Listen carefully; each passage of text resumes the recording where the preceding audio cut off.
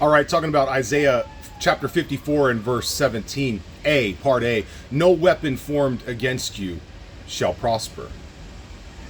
And right away somebody's going to say, well, I know about Christians that have died. Christians have been killed by weapons and the weapon prospered. Look, I know. What I'm saying is there are times when that verse is absolutely true. If you hear screaming and yelling going on in the background, it's because I'm near a water park and there's a lot of yelling. So no weapons are prospering behind me or anywhere near me.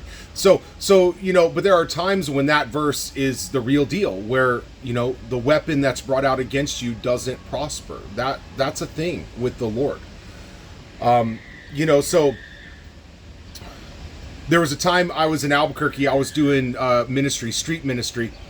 I was praying for people downtown, and I had been doing that for a while, and months, for a long time. So I got to know some people downtown, a lot of homeless people, a lot of people just hanging out downtown, and so I was witnessing to sometimes the same people week in and week out, and one night I was down there, and it was like a Friday night or Saturday, to where it was busy. It was kind of a drag strip, a lot of cars, low riders and nice cars, and people driving by on the Main Street Central right there. And so I was on Central, and I was praying for this guy that had come up to me and remembered me. And I forget his name, that was years and years ago. But he said, called me pastor. And he said, Pastor, I want to pray the prayer. I want to pray the prayer. And I had been witnessing to this guy for weeks, telling him how to pray, to ask the Lord to live in his heart, and how to be saved, according to the Bible, how to be born again, according to what Jesus says, and how to ask God into his heart and into his body, the Holy Spirit to live inside of him. And he said, Mike, I want that. I'm ready. And I said, okay. And he said, right now. We're on the sidewalk, on Central. There's cars going by, people walking by. It's a busy street at night. So I said, all right now. He said, yeah. I said, let's do this.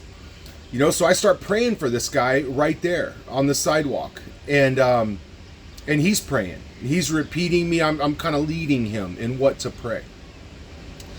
And in the middle of the prayer, I feel, and I hear some things hitting my leg, and I feel some stinging, on my leg, just little hits on my leg. Something's hitting me, but I'm praying, and this guy's coming to the Lord.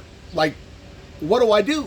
And so finally he said something, because they were hitting him too.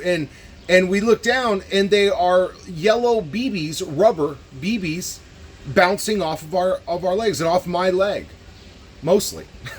And he looked at me, and I looked at him, and he said, are those BBs hitting your leg? And I said, yeah, they are. And we look into the street, and there's some teenagers, in their car, and they're just lighting me up with a BB gun, just laughing, just lighting up my leg, man, and all up and down my side. And then they drove off, just laughing, And he goes, you just got shot in the leg with BBs. And I said, thank God they were rubber, And he said, well, keep praying. And so I said, all right. And I keep praying.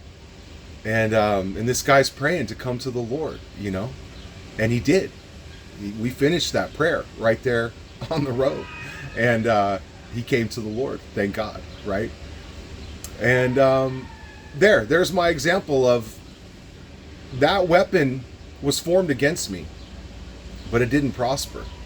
It didn't stop us. It didn't stop this man from coming to Christ, right there in the midst of chaos, right? I mean, what are the odds? I don't know.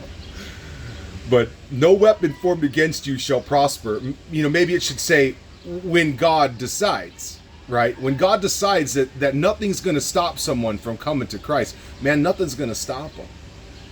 Not even rubber BBs lighting you up, Just pray right through that. All right. Until we meet again, my friend, go and do the next right thing.